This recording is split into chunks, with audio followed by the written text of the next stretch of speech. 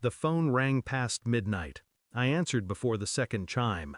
His voice filled the line, low, practiced, dangerous.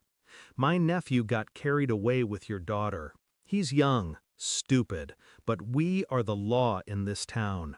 Do nothing, or you'll pay with your life." I looked at the window. The street was dark, still, but I could feel eyes watching. The city has its predators, its codes, but I've lived under far worse shadows. My answer left me colder than I expected. I was CIA station chief in Moscow. You think you understand power? You don't.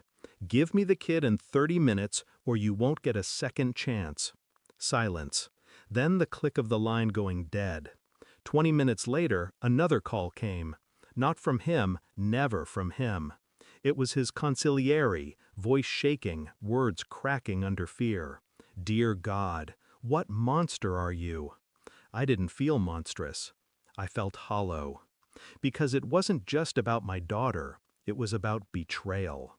She hadn't told me. She'd hidden it, softened it, minimized it. "Just teasing," she'd said, "not worth making trouble."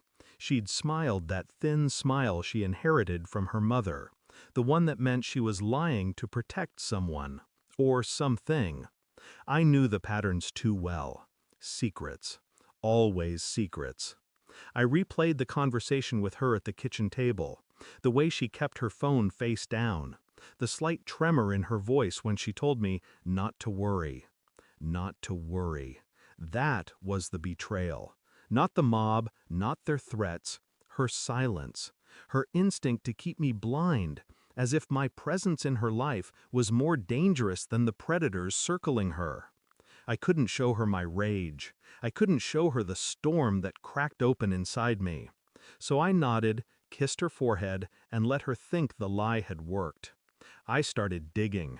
Quietly. Phone records, anonymous reports, cameras I'd installed years ago without telling anyone.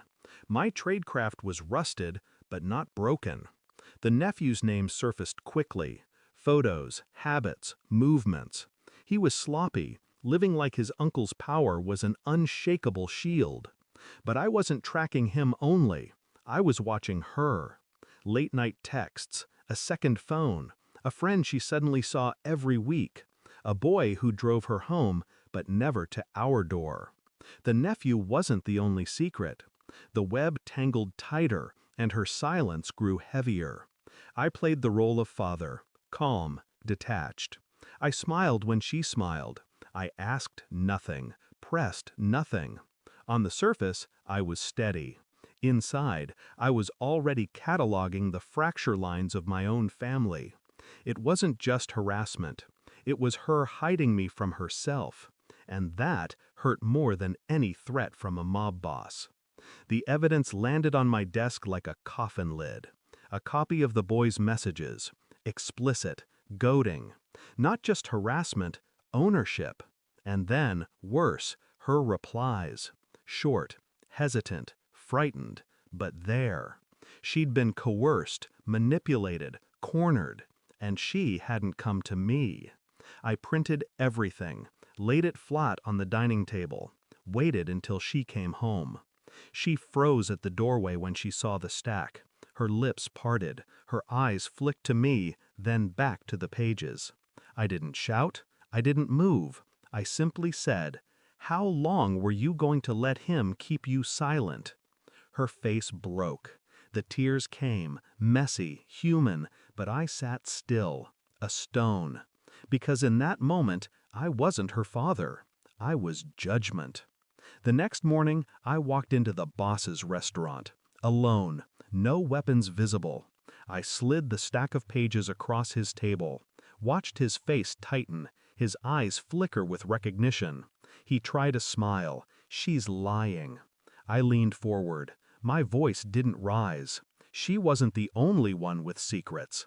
I have your nephew's browser history, his encrypted calls, the offshore account you think no one knows about. If you want this buried, you'll hand him over, alive. For the first time, I saw fear in a man who thought fear belonged only to others. He called for his consigliere. "Do it." And just like that, his empire fractured. They gave me the boy. They begged for silence. I didn't kill him. I didn't touch him. I just let the police take him with evidence so airtight it strangled. And when I walked back home, I didn't speak to my daughter. Not right away.